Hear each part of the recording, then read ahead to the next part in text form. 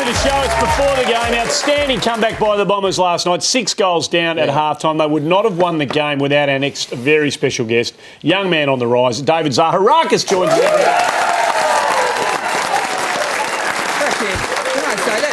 That freaked me out last night. I went to bed at half-time of the game and thought, you're 6 goals down, you hadn't touched the ball at all. I thought, you're going to be as flat as a tack. Wake up this morning, you win. You're a hero. What the hell happened? Guess we got off the plane at half time and decided to play, but no, everyone else was playing, just you weren't. Yeah, I was thinking about calling my manager and saying cancel and going here trying to they had 4 touches for the game or something. But yeah, it was a great sort of got spoken to at half time about lifting my the game. coach spoke to you, yeah. Does Hurdy get upset? Can he really go? Oh. Yeah, he sort of doesn't yell or anything, but it's just stern words. Stern. You just. Does he swear when he's stern? No, not really. It's really like getting stern words from a priest, really, isn't it? Yeah, he gets the message across when he really wants to. So It was Friday night footy, Amy, over at Amy Stadium, and just in case you missed it, here are the scores. Sorry, Ange, to do this too, but. It was a nightmare for the Crows. 10 goals to 2 after half-time, but it didn't start that way.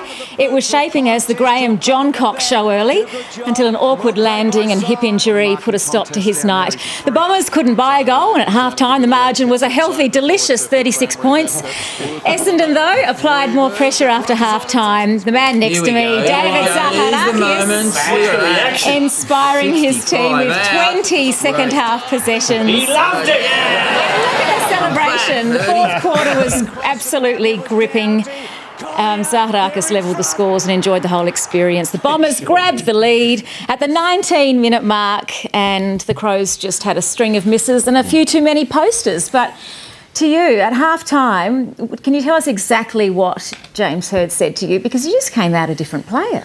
Yeah, sort of just pull my head in and play tough footy in the first half. Yeah, just wasn't running, wasn't putting my head over it. What did he call you? Did he call you David, or what's it? No, Zaka. Yeah, called Zaka. Yeah. But yeah, just to play some man-like football and man-like football. Pretty much grow up quickly. Yeah. Grow up. Wow. Is man-like? Does that come up with training? Is that a strategy of his? Is there a kid-like strategy, a man-like strategy, a lady-like strategy? Were you playing? I just wasn't playing tough enough footy in the first half. You weren't a man. Angus Monfries also had a terrific game with 35 disposals and a best-on-ground performance. And that came after he admitted he has a problem with diving that he needs to address. Now, tell us, David, were you surprised by his honesty there? I was surprised that he honestly admitted to maybe having a few dives, but he's a forward and any forward loves a free kick and will try and get free kicks because then you get kicks in front of goal and you want to always put the ball between the big sticks. You say he's a forward, but last night did we discover that actually he's a midfielder who's been playing forward for his whole career to this point? Yeah, well, he was playing, as you said, forward, midfield and wing pretty much for the majority of games, swapping between the three. So his work rate's pretty much up there with the top 5 at our footy club and he's proven last night you don't get 35 possessions without working hard. So, he played a pretty good game. Well, I'll tell you who was in his corner, and that was the coach, Hurdy, who came out swinging with some great support from Monfries in the post-match press conference. And to rework the theme of man, have a listen to Hurdy drop the bomb himself. I guess Monfries had a big week for a couple of reasons, but his game, you must have been very proud of his game tonight. Yeah, he played like a man tonight. You know, Richo, he played like a real man. A real man. I love it. Real man. And he didn't stop there. He had a bit to say about you after the game as well. Let's have a listen. David Zaharakis' second half was unbelievable. Yeah, look, Zach has been amazing for us all year. He's had a really breakout year for us, but his first half was disappointing, and so we just asked him the question, do you want to be known as an inconsistent player or do you want to play consistent football? Yeah. And he came out and gave us a lot.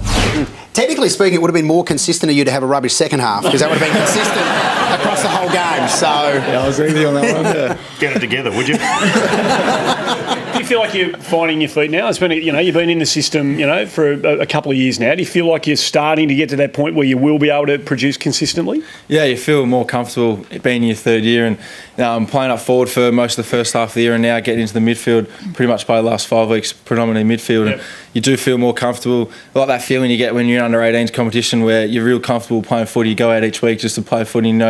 You're you can play well, and that's the feeling now I've got playing footy. If I prepare well at training during the week, that I'm comfortable enough that I can play good footy. Players, you can get your anger out on the ground, can't you? You can sort of wrestle each other and have a bit of a shirt rip, and it all gets like last week. You guys playing Richmond. This was half time. You're all. I mean, basically the Richmond team were undressing Melksham. It was quite. They were really getting into his ear, going, "Oh, gee, nice pecs." Where were the Essendon players? Where were they? There's about 8 Richmond guys that all, ganging up on the guy. Well, you guys are already eating your own oranges or something, are you? What's going on? Jake did a bit of boxing when he was younger, so we obviously thought he could take a few more Well, blokes on. you guys didn't want to get fined, basically. You know? Yeah, that's it. He copped a good fine for that. But you know what? Kyle Hardinghammer, he got asked about it, and he got asked about that particular moment. Not only was he not in shot there, I don't know what he was thinking. Listen to his answer when he gets his question. Just in terms of that bit of touch-up at quarter time, where were you and what were your observations in relation to that? Was there much in it? Nah, we always knew that if we could stay with them and stick with them in the game, that our legs and our speed and our game plan would come through and we'd get over top at the end. Yeah, I was sort of referring to when Paddy sort of stood up for himself. Yeah, so. Has he got delayed concussion? Is he not that smart? What's going on with him? Yeah, he won't be doing any press conferences. Dyson Heppel has had an outstanding first year. Do you think he could win the club's best and fairest in his first year? Yeah, I reckon he's a big chance. He's come into the club in pre-season. His first impression of the boys of him were just outstanding. He came to work. He stepped straight in pretty much to training, didn't miss a beat, and come on round one and played every single game. And as you said, he's just comfortable in his position. He knows his role for the team, and he's played real well. And he's a real chance to win. Will that make you angry? I mean, it's taken you 3 years and he's coming in 1 year. I mean, he's a good player, and it would be good for the next probably 10 years for the club. You bet if you won though, wouldn't it? Yeah. You could win it, man. You're having a great year. Now, another thing we love about you is that you're an animal lover, aren't you? Yes. And you have a number of pets at home, quite a few. In fact, we sent some cameras around to your house just to see how many. We were stunned with what we saw. How many exactly do you have? I got a few dogs and a few cats at home. Yeah, Mum and Dad love animals, so each of my 2 sisters and me both have a dog each. So a dog each. Yeah. So what? 3 dogs and how many cats? 3 cats. What's the name of your dog? Axel. Axel? Yeah. What sort of dog is he? He's a Border Collie cross husky. Oh, sounds like a nice good breed, animal. Yeah. Sounds like a chick magnet to me.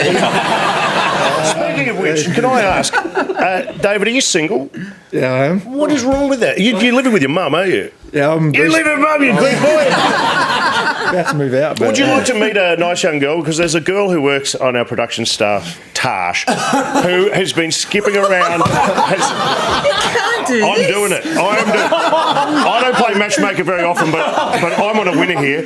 Tash has been skipping around all week, and she's dressed up. I saw her walk in tonight. And I said, "Wow, you're really turning it on." Is she not a beautiful girl? She's one of the smartest, most beautiful girls I've ever seen. She's single. If you could swing by the green room, would you mind? I could introduce you. Yeah, all right. You probably already have dealings with it, have you? Yeah, probably. Maybe before I did, I reckon. What do you reckon? No, it's just good. Well, let's just keep it all above board for the time being, shall we?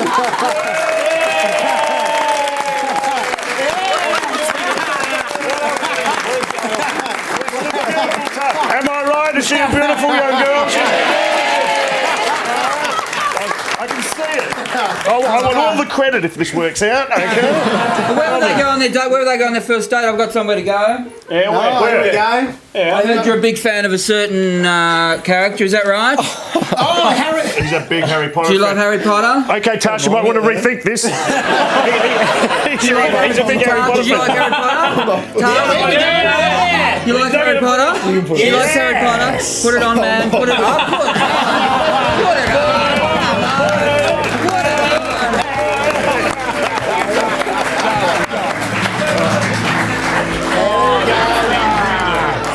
Hey, and I want you to wear this to the Brownlow. David, this is probably the last time you'll ever do the good grace of coming onto this program. Thanks so much for coming on, Dave. Good on you. David Zaharakis, it might be the start of a beautiful thing.